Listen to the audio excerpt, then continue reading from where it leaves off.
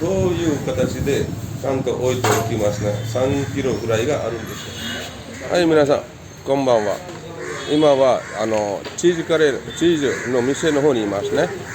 チーズはいろいろミルク屋さんとかチーズの店の方に売っております。インド人がチーズカレー、パニールカレーを作るためにどんなパニール買うんですか？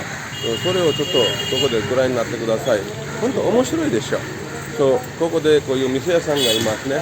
店屋さんがちょっとチーズ、パニールを売るためにこういうパニールが冷蔵庫から持ってくるでしょ。これがだいたい重さは3キロぐらいで、これは牛乳チーズでございます。これは3キロぐらいでございました。これは服の中にちょっと隠されておりまして、これは冷蔵庫の中にちょっとここでご覧になってください。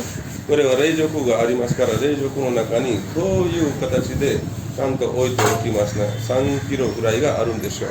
それを買うためにこれものがちょっとここでちゃんと含めて服が開けて服を開けてちゃんと少な量を買います。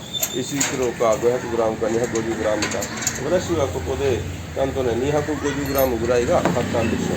今日はなんとかチーズのものが作ってもらいたいですから、本当にこれ美味しいと思いまして、それが1キロがだいたい240ルピーでございますね。ここで私買った量はだいたい60ルピーでございます。はい、面白いでしょう。はい、インドへ来るときちゃんとそういうところも来て経験してください。本当面白いと思います。はい、ありがとうございます。